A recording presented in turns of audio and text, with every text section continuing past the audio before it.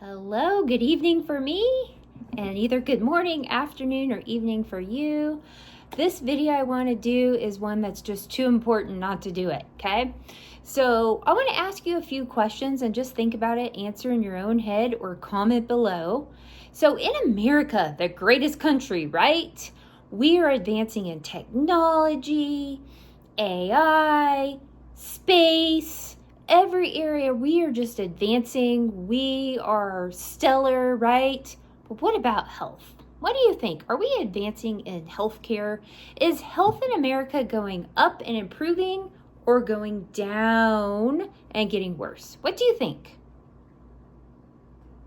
I've never had anyone tell me, oh yes, health is improving. We're all getting healthier here.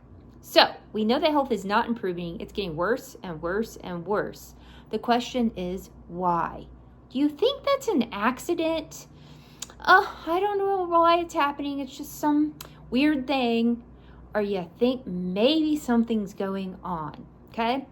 So just under 2 weeks ago, many people who are taking a stand, some of these are medical doctors who became holistic when they discovered the system was corrupt.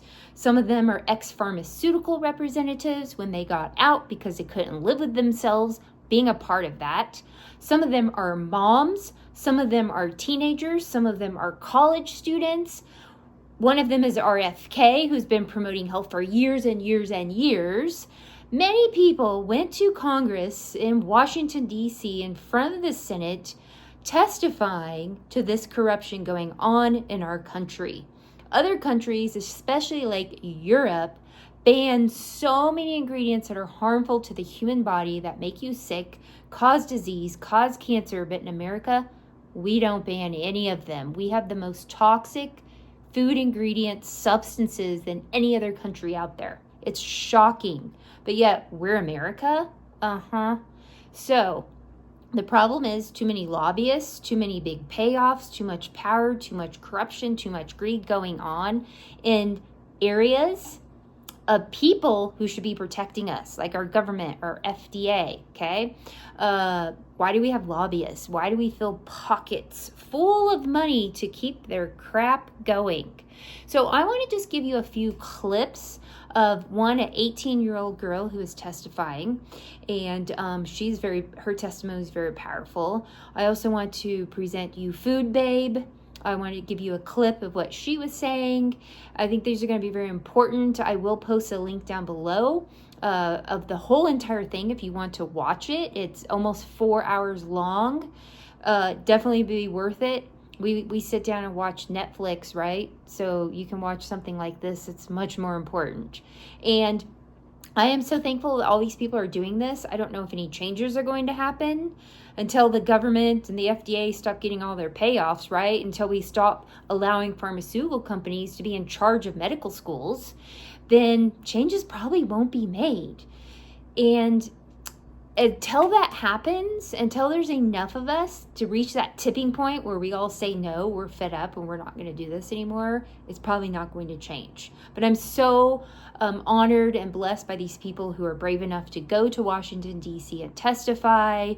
And until then, I just teach people how to stay out of the system. I teach people how to read ingredient labels, look for other ingredients, how to protect yourselves from all these harmful ingredients in our foods, our drinks, snacks, everything.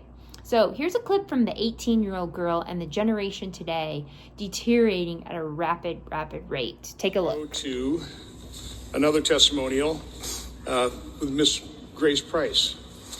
Ms. Price is an 18-year-old citizen scientist and health activist. Grace gained recognition for her documentary, Cancer, a Foodborne Illness, which challenged the commonly held belief that cancer is a genetic disease.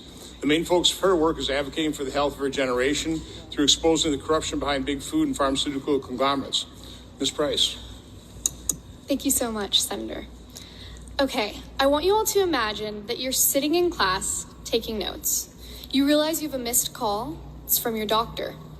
You listen to the voicemail and learn that you've been diagnosed with colon cancer, stage 4 colon cancer. What? You're only a sophomore in college, still trying to figure out how life works and not yet financially stable. And you're now expected to go through treatment for an often terminal disease that most don't get until they're at least in their 60s, right? Hello, everyone. I'm Grace Price, an 18-year-old citizen scientist. If you were wondering why the psychiatrist was on the panel, you're definitely wondering why I'm here. And the answer is the pressing need for someone to speak about the dire situation of teenagers' health across America. I am no doctor.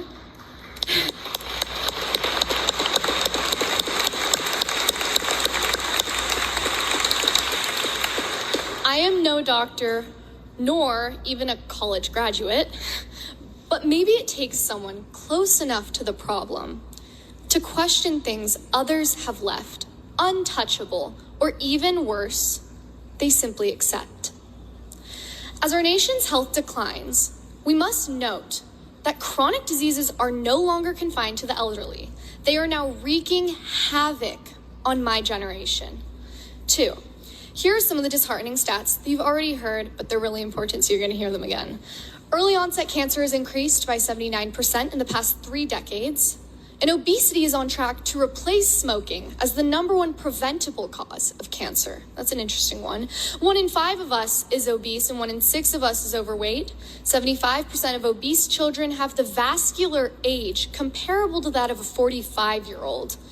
18.7% have non-alcoholic fatty liver disease, close to 30% are pre-diabetic, and about 1 in 5 adolescents report symptoms of anxiety or depression, and 1 in 7 will go on to develop a mental health disorder. Rates of these conditions were close to 0% 50 years ago. Let's keep that in mind, guys. This leads us to ask the question, why? Why is Generation Z plagued with more disease than ever when we are the most technologically advanced? And the reason is ultra-processed foods are the new cigarette for my generation. Okay, so what'd you think about that? Also, you really need to avoid those top health destroyers like seed oils. Those are just oils that we cook with or use in products that are extracted from the seed of a plant, a crop, and they are high heated many times over, kind of like pasteurized dairy milk is not good for you. Even though on TV they'll tell you it's good for you and advertise it to be good.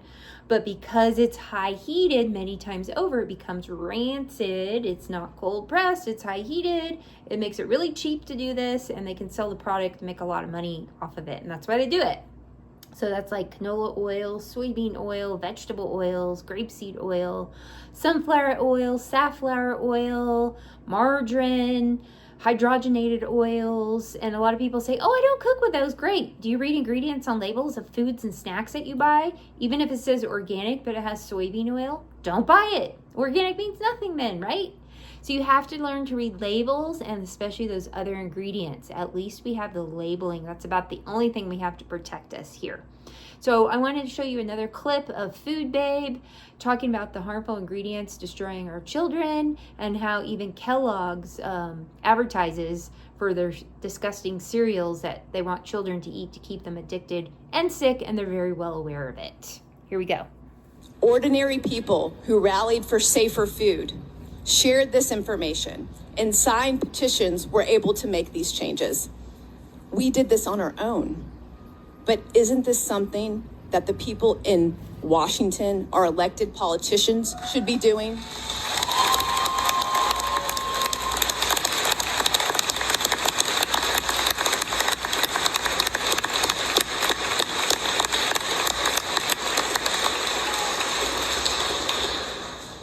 This game of whack-a-mole I've been playing with other concerned citizens for the last 10 years isn't enough to protect Americans from the unethical and hypocritical practices of these companies. We deserve the same safer ingredients other countries get. We cannot allow our own American companies to treat us this way anymore. We've had enough. It's unethical, and it needs to stop. Right now, we're at a critical moment where Americans are sicker than ever, and much of this is due to the alarming amount of harmful chemicals allowed in our food. Asking companies to remove artificial food dye would make an immediate impact. They don't need to reinvent the wheel. They already have the formulations, as I've shown you. Consumption of artificial food dyes has increased by 500% in the last 50 years, and children are the biggest consumers. Yes, those children. Perfect timing. 43% of products marketed towards children in the grocery store contain artificial dyes. Food companies have found in focus groups, children will eat more of their product with an artificial dye because it's more attractive and appealing. And the worst part, American food companies know the harms of these additives because they were forced to remove them overseas due to stricter regulations and to avoid warning labels that would hurt sales. This is one of the most hypocritical policies of food companies, and somebody needs to hold them accountable. The FDA is asleep at the wheel. They've admitted they're not capable of regulating all these chemicals in our food, and the food companies are using the lack of regulation to their advantage. But now, there's a significant wave of public awareness spreading about this corruption, and more people are asking for change. Many of the people in this room I see in the audience. Our grassroots movement is continuing, and I'm now asking for your support. Right now, we are petitioning Kellogg's because the government hasn't taken up this issue. Right over the border, this box of Fruit Loops is from Canada. It's colored naturally with watermelon, blueberry, and carrot juice. This is the U.S. version. It contains 4 different artificial food dyes with the preservative BHT, which is an endocrine disrupting chemical linked to cancer. In 2015, Kellogg's announced plans to remove dyes from their cereals by the end of 2018, but they never did. Anyways, those were just 2 clips from the almost 4-hour roundtable in Washington, D.C. I would also suggest following Dr. Axe, A-X-E, on YouTube. He has a 16-minute video talking about this very same thing and just highlighting some main points. Callie Means and Casey Means are a brother and sister. Callie used to work for a pharmaceutical company and got out and now promotes against it and the corruption. Casey Means was a medical doctor going to school to be a surgeon, and she did become a doctor. And after a few years, realized how corrupt the system was, and she wasn't really helping people achieve health, and got out and became holistic and more functional medicine, and goes all over the United States talking about this, and many podcasts, but you'll never see her interviewed on the national news. You'll never see the national news reporting on this roundtable in Washington. That's another question you have to ask. Why? Why are they not reporting on it? Is there something they don't want you to know? So find your local naturopath, nutritionist to help educate you. Get on YouTube, watch my videos, watch Dr. Axe, watch Dr. Berg. They are excellent. They will educate you. Dr. Mark Hyman, he was also at the roundtable. He's a medical doctor who's functional health and has written many books promoting health. And those are the people you want to listen to, and they're going to give you truth. And unfortunately, we have to go to YouTube or other places because you're not going to hear it on the regular news. Protect yourself, you guys. Stay out of the system, and that's the only way we can win this war. All right, bye-bye.